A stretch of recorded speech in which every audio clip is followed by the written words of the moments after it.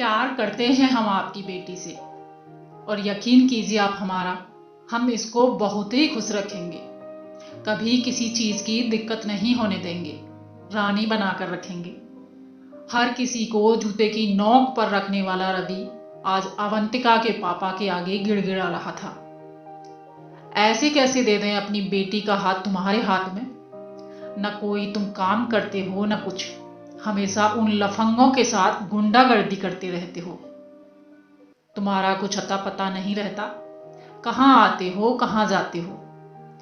मैं ऐसे आदमी के हाथों में अपनी बेटी का भविष्य नहीं दे सकता जिसका खुद का भविष्य अंधेरे में हो। अवंतिका के पापा की आवाज में कठोरता थी। पापा, वो मुझे बहुत खुश रखेगा। वो बात ही नहीं पूरा कर पाई कि उसके पापा ने उसे डांट दिया। काम करते हैं हम, पापा की दुकान पर बैठते हैं, और जो दोस्तों के साथ बैठते हैं वो हम लफंगई नहीं करते, दोस्तों की मदद करते हैं। युवा मोर्चा के जिलाध्यक्ष हैं, हमारी राजनीति में अच्छी पहुंच है। ठेकेदारी शुरू करने वाले हैं, टेंडर पड़ेगा तो हमको ही मिलेगा। हमारा यकीन कीजिए, हम बहुत खुश रखेंगे अवंतिका को। रवि की आंखों में याचना का सागर उमड़ रहा था, लेकिन अवंतिका के पापा टस से मस नहीं हो रहे थे। उन्होंने शादी से साफ मना कर दिया।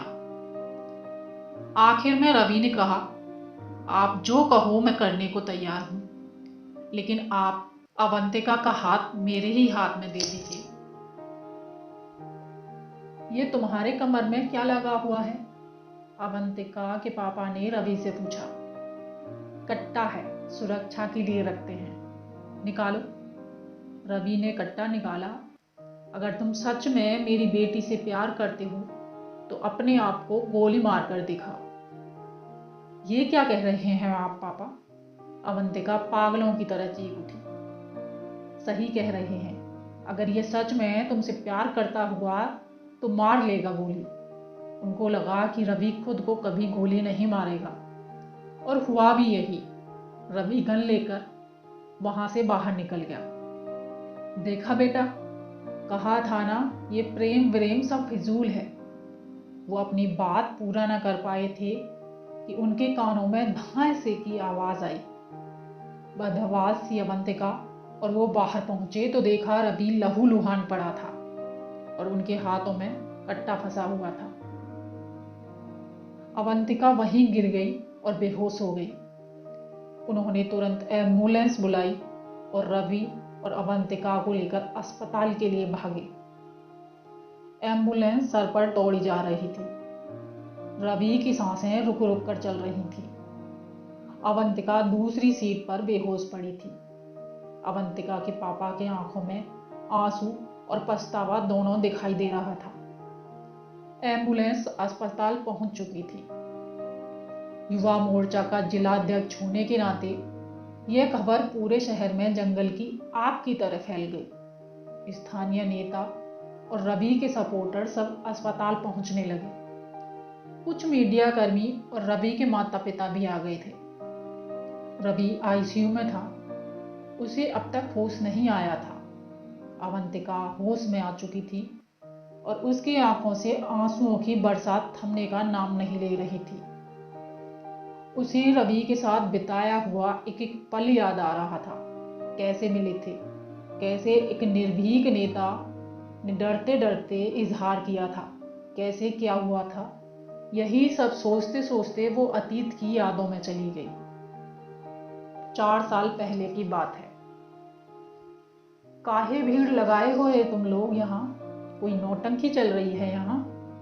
कॉलेज के छात्र संघ के अध्यक्ष रवि मिश्रा की आवाज झगड़ा कर रहे 2 लड़कों और तमाशाबीन बने सैकड़ों के कानों में पड़ी।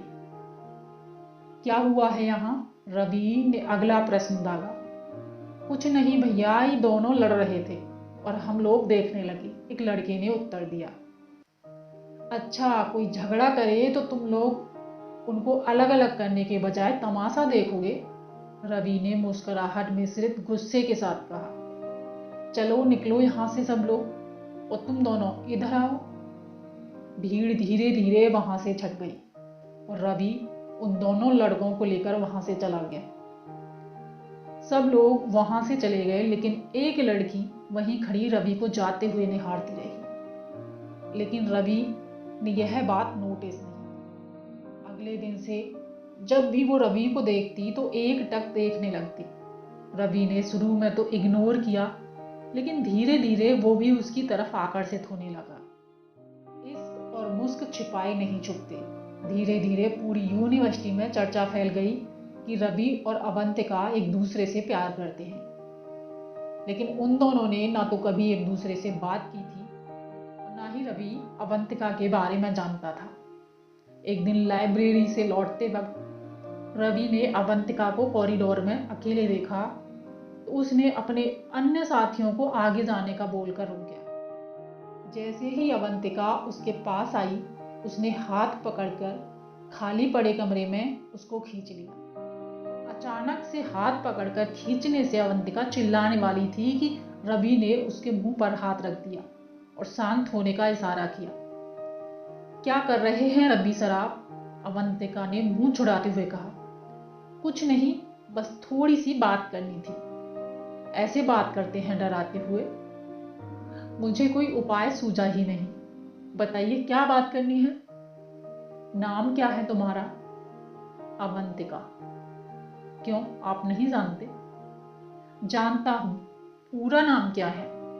अवंतिका शर्मा। कॉलेज के पीछे वाली कॉलोनी में रहती हूँ। होम साइंस से बीए कर रही हूँ। अभी पहला साल है। और कुछ जानना है आपको? अवंतिका जिस ढिठाई के साथ बोले जा रही थी, उससे कॉलेज का अध्यक्ष और नर्वस होता जा रहा था। जो शख्स अपने भाषणों के लिए पूरे शहर में मशहूर था, वो एक लड़की के सामने बोल नहीं पा रहा था। इस इंसान को न जाने क्या से क्या बना देता है। एक बात और पूछनी थी आपसे। रवि की आवाज में घबराहट जैसी थी। क्या पूछना है? और आप इतना घबरा क्यों रहे हैं? मैं आपको रैगिंग नहीं करूंगी। अवंतिका इतना बोलते हुए हंस पड़ी। इश्क करती हैं आप हमसे? रवि ने आंखें बंद करते हुए पूछा। अवंतिका ने कोई जवाब न दिया और मुस्कुराते हुए वहां से जाने लगी। अगर करती हैं तो पलट कर मुस्कुरा दीजिए, हम समझ जाएंगे, रवि ने थोड़ा मुस्कुराकर कहा। अवंतिका ने एक बार पलट कर देखा और मुस्कुराते हुए चली गई। रवि को ऐसा लगा जैसे उसे सारे जहान की खुशियां मिल गई हों। रवि का वो कॉलेज में आखिरी साल था। उसके बाद उसने कॉलेज छोड़ दिया और उसकी वाकपटुता और जोश को देखकर एक राष्ट्रीय पार्टी ने उसे अपने युवा संगठन का महामंत्री बना दिया। वो दोनों मिलते रहे। रवि जब भी अवंतिका को शादी के लिए पूछता, अवंतिका उसे इंतजार करने को बोलती। अवंतिका का ग्रेजुएशन खत्म हो गया। उसने पोस्ट में एडमिशन ले लिया। समय पंख लगाकर उड़ता रहा।